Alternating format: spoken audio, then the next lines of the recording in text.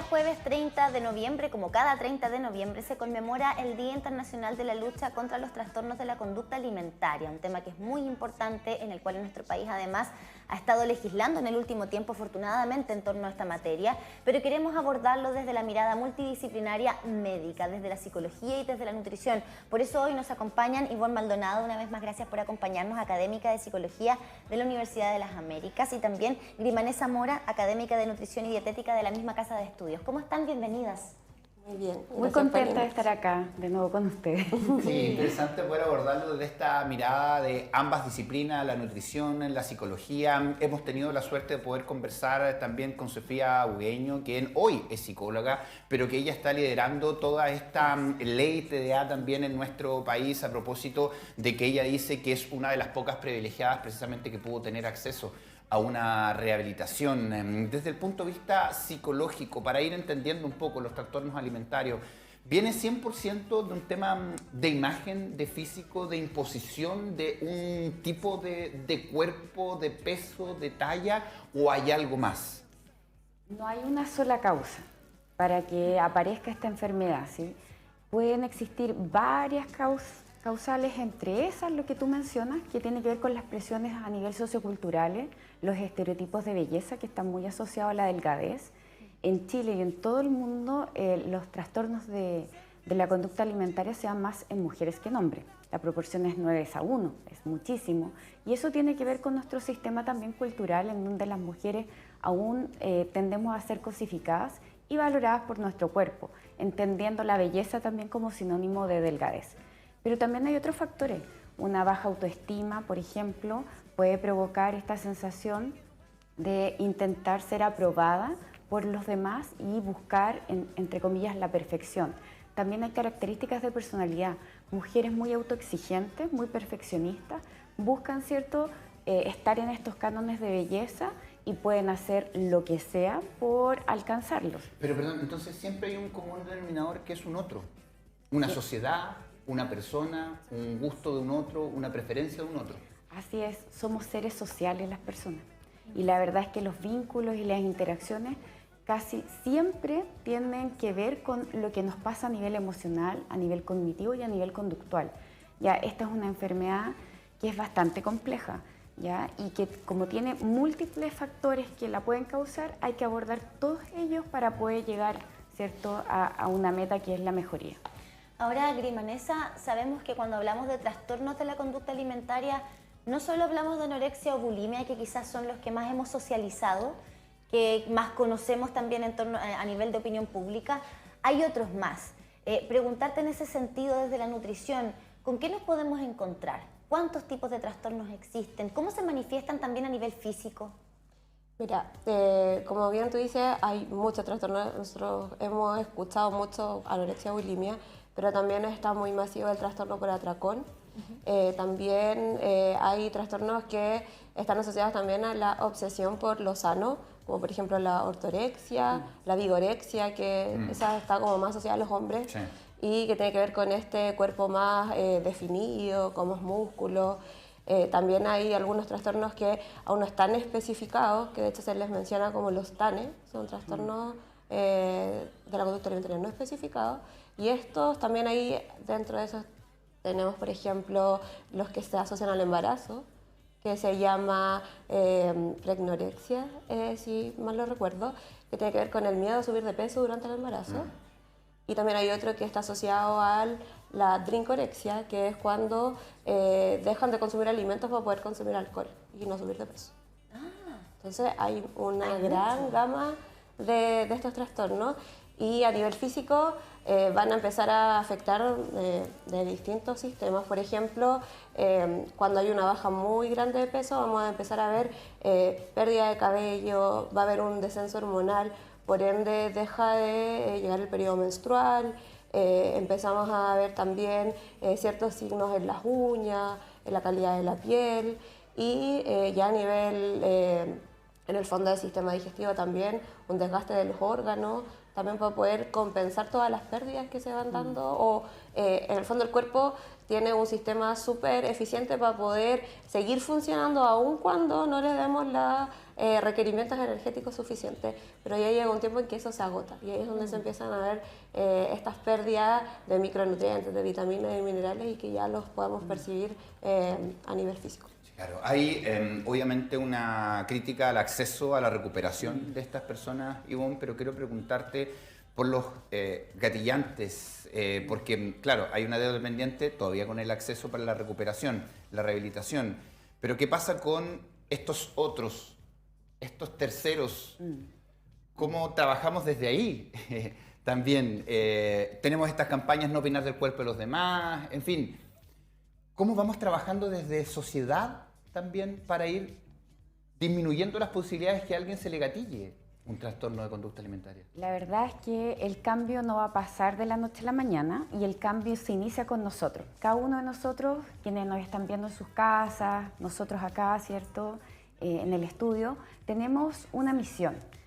Para generar cambios, nuestra misión es comenzar a mirar al otro, valorarlo y aceptarlo tal cual es. No necesita el otro un comentario nuestro respecto de su cuerpo, si está delgado. Es más, muchas veces te dicen, estás regio, estás regia, estás más delgado. Esos comentarios, aunque sean, entre comillas, en positivo, van quedando en nuestro inconsciente una idea y una creencia que se va generando huellas en nosotros. Huellas que finalmente se van a traducir en una autoexigencia. Dentro del hogar es muy importante, muchas veces, y me incluyo como madre de un adolescente, hacemos comentarios que son inadecuados en relación a otras mujeres, ¿ya? A veces uno está viendo en la televisión a alguien y qué preciosa, qué linda se ve con esa ropa, tan delgadita, eso le viene porque es flaquita y no sé qué. Esos comentarios que parecen súper inofensivos Tan comunes. y tan comunes pueden generar en una chica adolescente, 12, 13, 14 años, una idea de lo que se requiere para ser aceptado, validado socialmente. Ahora viene el verano.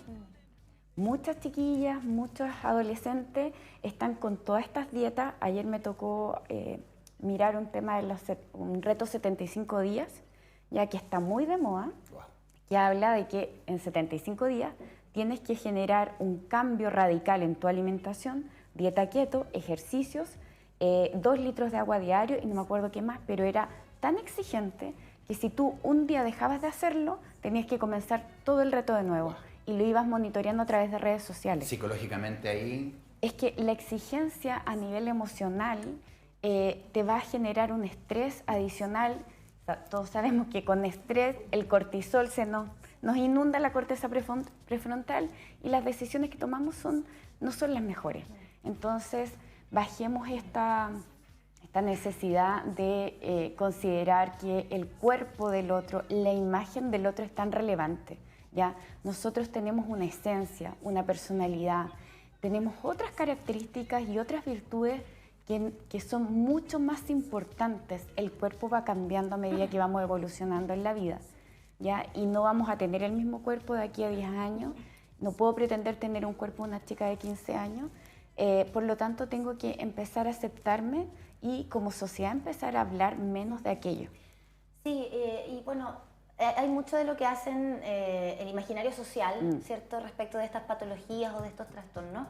Estaba pensando, ya que hablabas de adolescencia, hace poquito vi una serie adolescente precisamente basada en una saga de libros, Heartstopper, que claro, como los adolescentes la están leyendo hoy día, particularmente mi hermana, dije, échale un ojito porque me interesa saber qué es lo que le llama la atención de esta historia. Y claro, hay un personaje ahí, adolescente, lamentablemente vive un trauma en su infancia. Y ese trauma gatilla en que en su adolescencia sienta que lo único que él puede controlar, lo único que está en su control es la ingesta de comida. Todo lo demás está fuera de mi control. Está fuera de mi control y yo no puedo hacer nada al respecto, pero lo que como, cuánto como, cuándo como, eso sí está en mi control. Entonces lo restrinjo y me llevo al límite. ¿Qué hay de eso también, que quizás es otra manifestación de trastorno de conducta alimentaria? Sí, es una manifestación que tiene que ver con, muchas veces con cómo yo he crecido en un sistema familiar que o ha sido muy desligado de mí, con pocos límites o con muchos límites. La verdad es que cuando hay padres y madres muy restrictivas que tienen a controlar todo en sus hijos, muchas veces ocurre lo que tú dices. Los hijos de alguna manera dicen, pucha, me controlan todo, no tengo ninguna posibilidad de decir nada. Madres muy autoritarias que están siempre queriéndolo saber todo, dominándolo todo, puede generar que exista esta estrategia de decir, ok, hasta cierto punto pueden controlar mis padres mi vida y esto lo controlo yo.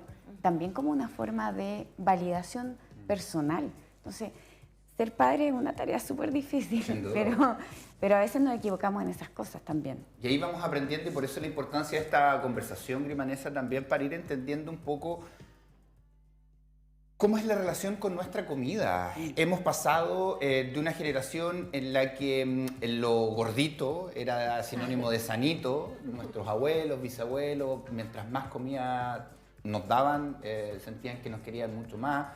La calidad de la comida era muy distinta también, no se pensaba en lo nutricional. Hoy día hay una punta nutricional al tema de salud, pero nos pasamos o nos estamos pasando al otro extremo también. ¿Cómo es nuestra relación con la salud? ¿Cómo nos enseñan lo que es comer finalmente? ¿Sabemos todos que la alimentación es la base para nuestro día a día finalmente? Mira, me voy a tomar igual de lo que dice Ivonne, con el tema de cómo los padres influimos en la vida y en las decisiones de nuestros hijos en todo aspecto.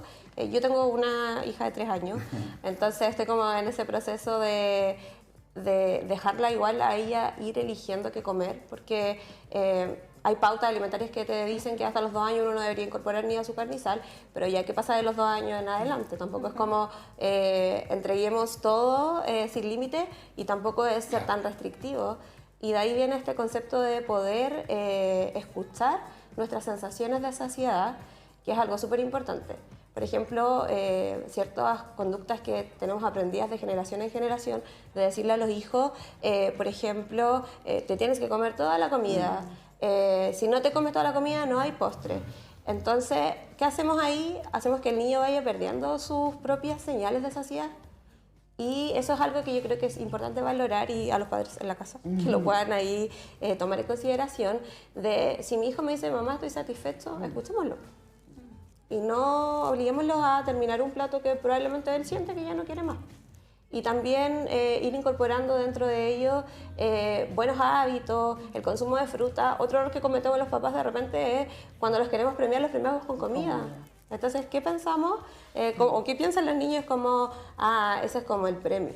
Entonces, se empieza a generar este mal concepto de la comida y eso se va manteniendo en la vida adulta. También el evitar catalogar los alimentos como alimento bueno y alimento malo, porque eso también es algo que queda en la vida adulta y muchos pacientes después dicen en la consulta que sienten culpa de comer. Y eso es porque todo esto viene asociado desde su infancia o de cómo se planteó en el ambiente familiar la comida. Entonces yo creo que tenemos que tener harto cuidado desde la infancia con nuestros hijos en cómo nosotros les vamos presentando los alimentos y cómo los dejamos que ellos escuchen a su propio cuerpo. Y a propósito de hábitos también, Grimanesa, respecto de los horarios, estaba pensando, todos hemos tenido madre o madres cerca y hemos visto o escuchado algunas cosas y uno no puede tirar tampoco ninguna piedra en ninguna parte porque el día de mañana no sabe dónde va a meter la pata una también. Pero está de repente eso de, ya, pero es que cómete toda la comida ahora porque vaya a andar con hambre en 5 minutos más. Si no te lo comes ahora, después ya me vayan a andar diciendo que estás con hambre. Y pasa mucho eso, que de pronto nosotros como adultos tendemos también nosotros a, bueno, porque tengo que desayunar a tal hora y después no voy a comer más hasta la hora que llegue la pega. Y eso puede ser en 4, 8, 10, 12 horas más. Entonces de repente queremos también acomodar los horarios de comida de nuestros niños para que coincidan con uno. Entonces, ¿qué también hay de la importancia de los hábitos respecto de cada cuántas horas comemos y también cómo se lo planteamos a nuestros niños para que no suene a castigo tener que comer?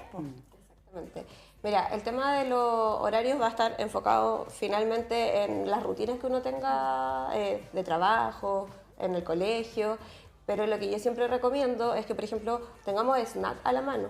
Cuando de repente sabemos que hay días que quizás la jornada se va a extender un poco más, o en el mismo colegio los niños van teniendo recreo, entonces ir acostumbrando a mandarles snack, porque así hasta, no sé, la hora que ellos van a almorzar, que en algunos casos puede ser la 1, de repente puede ser las 2, o incluso a veces los colegios consumen los alimentos a las 12, ellos pueden ir manejando alguna colación intermedia que los mantenga saciados. Y siempre buenas opciones van a ser frutas, frutos secos o yogur o alimentos que le puedan otorgar saciedad y también un buen aporte de nutrientes, porque como tú decías hace un rato, y llevándolo un poco al tema de los trastornos de la conducta alimentaria, las personas que tienen estos trastornos son súper meticulosos con las calorías. Entonces, ellos saben todas las calorías que tiene un plato, pero no saben el aporte de los nutrientes que tiene ese plato. La vitamina. La vitamina, el mineral, cómo se hace una adecuada proporción. Entonces, ahí igual uno tiene que empezar a ver más que el alimento como el aporte calórico, sino como los nutrientes que nos Y van eso a es muy dar. importante, la satanización también de algunos alimentos que lo hemos conversado también con otros nutricionistas y gracias por recordarnos aquello. Pero es bueno ahora aportarle desde la psicología esta satanización, pero también la culpa detrás. Lo importante nos han dicho los nutricionistas de también darnos ese permitido, siempre cuando podamos, si es que no hay un tema de salud de por medio, más allá a lo mejor de una dieta. Pero la importancia de darnos esos gustitos también en la vida. ¿Cómo se aborda eso también? La culpa, los gustos. Ya, ok, si me estoy comiendo el chocolate, disfrutarlo. Si ya no he comido en todo el mes, disfruto ese chocolate. ¿Cómo lo podemos ir haciendo de la psicología? Mira, por ahí tener atención plena en lo que estamos haciendo también nos ayuda. Mindfulness, que es una estrategia, ¿cierto? Una metodología donde te invita a ser consciente en el presente de tus acciones, te permite de verdad disfrutar un alimento, aun cuando sea un chocolate, ¿ya? Una papa frita. Una papa frita, porque es terrible estar comiéndote algo sintiéndote culpable. ¿Culpable de qué? Si a todos nosotros en el fondo tenemos posibilidad también de darnos placer con algunas cosas. El placer está súper poco permitido desde el ámbito de la comida, sobre todo hoy en día, en el sentido de que siempre que estás disfrutando de algo, nos falta el que también te dice, oye, pero no comas tanto porque te va a engordar, ¿ya? Entonces, también por ahí uno pudiese poner sus propias premisas sobre la mesa. Si estoy con un sobrepeso, por ejemplo, y estoy en un trabajo para disminuir mi peso, tendré que aprender a disfrutar lo que estoy comiendo, y cuando me enfrento a situaciones súper poco frecuentes o particulares de alguna celebración, no puedo ir con la lechuga en la cartera. O sea, disfruta lo que estás comiendo ahí y si alguien te dice algún comentario o te pregunta, no estabas en dieta y no sé qué, no sé cuánto, no es tan difícil decir, mira, no quiero hablar de eso ahora. Y se acabó el problema. ¿Por qué tenemos que estar dando explicaciones a los demás? Eso es muy cierto, eso es muy cierto. De pronto sentimos culpa, pensamos que de pronto tenemos que sobreexplicarnos respecto a cosas. Y a uno se le olvida el derecho que tiene de decir, ¿sabes qué? No te voy a responder eso. Y se acabó. Y se acabó el tema. Ahora, con respecto también de pronto nos pasa quizás con los niños, también para no provocar algún daño a futuro, pregunto ahí a las dos, porque cuando estamos, no sé, tomando oncecitas, por ejemplo, a propósito de la saciedad, hay algunos niños o niñas y personas en general que llegan a la saciedad antes que otras, y otras se demoran un poquito más y que pueden estar comiendo lo que antes le decíamos el saquito roto también. Claro. Eso tampoco es un término que quizás debiésemos usar tan seguido. Pero si yo veo que, por ejemplo, mi niño o mi niña se está comiendo un pan, 2 panes, ya va para el tercero o cuarto, y yo quizás tengo esa conciencia de que, oye, ya, para no ocupar oye, ya, has comido mucho en la mesa. ¿Qué estrategia podemos usar para que no me prefiera el pan y que quizás si todavía tiene un poquito más de hambre, elija otra cosa? Mira, personalmente, porque también está este concepto, hay distintos tipos de estilos de ingesta y uno de ellos es el hambre emocional. Entonces, de repente hay días en que los niños andan más ansiosos y quieren comer más, y hay otros días en que comen menos porque es bastante variable. O que corrieron más en el patio y llegan con más hambre. Entonces, lo que, por ejemplo, me da bastante resultado, tiene que ver con ofrecer distintos tipos de comida. Entonces, como, Claro. ¿tienes hambre? Entonces, comemos fruta. Como, no tengo hambre. Entonces, ¿no tienes hambre? Ahí como le voy dando opciones. Entonces, no sé, ya comió pan y le digo, ya, ahora comemos un yogur. Y después me dice, todavía tengo hambre. Yo le digo, ya, tengo estas opciones. Y le doy como 2 opciones porque igual, obviamente, ahora la crianza respetuosa habla de ofrecer opciones y no ser como autoritario. Entonces le digo, tengo esta opción y esta opción. ¿Te gusta alguna? Y como que ninguna le favorece. Y le digo, ya, entonces no tienes hambre. Ya, bueno, y después En me dice, realidad ya. no, claro. Ya, no tengo hambre. A veces me dice, sí, quiero esa. Y yo digo, entonces era hambre real. O sea, desde la nutrición, pero también desde la psicología, Ivonne, en el fondo, las opciones es responsabilidad de nosotros como adultos tenerlas para nuestros niños. Claro que sí. Porque si no entramos a restringir. Es que decir no comas, o sea, piensa qué te pasa a ti cuando te dicen eso no lo hagas o no comas esto. Más ganas te dan. Sí. El restringir desde el adulto hacia el niño no es una estrategia que sea efectiva. Lo que podemos hacer y lo que les sugiero también a los papás y a las mamás es cambiar el foco. Cuando un niño está todo el rato queriendo comer, saquémoslo a jugar, leámosle algo, veamos una serie, hagamos otra cosa. Ayúdame a sacar la loza, no sé, cambiemos el foco, porque como dice mi colega nutricionista acá, no necesariamente comemos por hambre, ni los niños ni los adultos, Es verdad. ¿ya? Y ahí hay que empezar a mirar qué está pasando a nivel emocional con ese niño, adolescente o ese adulto que se está alimentando como un mecanismo, entre comillas, defensivo, porque hay algo que no está tolerando bien a nivel emocional. Entonces quizás mirar eso puede ser una solución un poquito más a largo plazo. Ya cambiar los alimentos es maravilloso, pero en la casa a veces no tenemos de todas las cosas que podemos ofrecerle sano a un niño. Y Vanessa, dentro de este concepto psicológico, claro, de darnos este permitido, de poder comer eso que a lo mejor tenemos ganas, sin la culpa, disfrutarlo nada más, muchas veces va asociado al aumento de peso finalmente, porque no lo quieren comer porque eso me va a engordar. ¿Qué hay con eso también? ¿Cuánto deberíamos comer para que, por ejemplo, esa papa frita, esa, no sé, esa hamburguesa, se transforme finalmente en un aumento de grasa, por ejemplo? Si es que tenemos una dieta, y eso lo han dicho todos los nutricionistas, oye, puedes tener toda la semana una dieta equilibrada, que te salgas el fin de semana, comerte una pizza o algo, no va a pasar mucho, a no ser que te comáis la empresa completa, para que nos cuentes eso también. Sí, yo creo que ese temor al subir de peso es como si como un poco más de esto, me salgo un poco, voy a aumentar de peso y no es así. O sea, para subir 1 kilo de grasa hay que consumir un exceso de 7.000 calorías. 7.000 calorías. Para poder aumentar 1 kilo de peso. Entonces, Eso es ese muchísimo. es un exceso en 7.000. Entonces, no es como que por comerme como no sé, el chocolate o la papa frita o el trozo de pizza me va a aumentar inmediatamente de peso. Pero obviamente yo creo que de repente nos vamos al otro extremo, es como que nos estamos compensando, como hacemos algo bien, entonces me compenso con algo. También hay que ir al equilibrio. Y lo otro que también es un modelo que se está trabajando harto y que las universidades también están intentando aplicar en sus programas de estudio, es alejarnos un poco del pesocentrismo. Como dejar de vernos, de hecho hay varias colegas que ya no pesan en sus consultas, porque tienen un enfoque mucho más amplio de ver el tema de la masa muscular, la masa grasa, que nos dice mucho más de cómo estamos que en verdad el peso. Yo hace un año fui obeso con un médico. Claro, pero imagínate. ¿dónde la viste? Claro, porque Era solo la masa medían muscular, las obviamente. mediciones. Estaba más musculoso, ¿sabes? Agradecemos enormemente esta conversación, pero Ivonne, antes de terminarla, me gustaría preguntarte también a qué tenemos que estar atentos con respecto a estos trastornos de la conducta alimentaria, porque un trastorno comienza y quizás no lo vamos a ver en lo físico de inmediato, pero sí quizás en conductas. Sí. Niños, adolescentes, personas adultas, adultos mayores también. ¿En qué nos enfocamos? Cuando comenzamos a notar que las personas ya no quieren sentarse a la mesa a comer, ¿ya? Se demoran mucho y pueden empezar en el plato también a hacer como sí, efectivamente. Lo van como acomodando, como si fueran piezas de ajedrez, piensan mucho antes de comer algo. El aislamiento es una característica muy típica porque nadie que tenga este problema va a decir o lo va a reconocer. Socialmente no es algo bien visto tampoco, ¿ya? A veces los nudillos de las manos también se ponen rojos y eso es porque intentan vomitar y se provocan el vómito. Entonces hay que fijarse también en eso.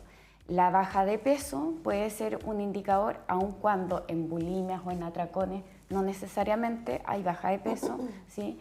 Que guarden comida, por ejemplo, en sus habitaciones los adolescentes, escondida. Para los atracones. Sí, o que coman en horarios que no son los habituales, ¿ya? Por ahí leía a una chica en un relato que decía que cuando estaba con estos problemas de conducta alimentaria, tenía mucho frío físicamente, y ese frío fue calando tan hondo que también comenzó su corazón a estar frío. Entonces sus emociones ya tampoco eran posibles de expresar, como ese aplanamiento afectivo que no disfruto con nada. Ya ahí hay que estar muy atento. Esto, como yo les explicaba, es multifactorial, por lo tanto, todos aquellos factores, incluso genéticos, pueden incidir en la aparición. Y aquí tenemos la multifactorialidad. Sí. Tenemos nosotros como medio de comunicación conversando estas materias, poniéndolo sobre la mesa para que usted lo converse en casa. Tenemos la psicología, por supuesto, para analizarlo desde ese punto de vista, y la nutrición. Por eso les agradecemos estar acá hablando sobre esta materia, y esperemos que también la sociedad vaya tomando conciencia de esto. Así que gracias por estar acá. Gracias por la Gracias, invitación. muchas gracias. Son las 9 de la mañana con 31 minutos. Cambiamos de tema ahora para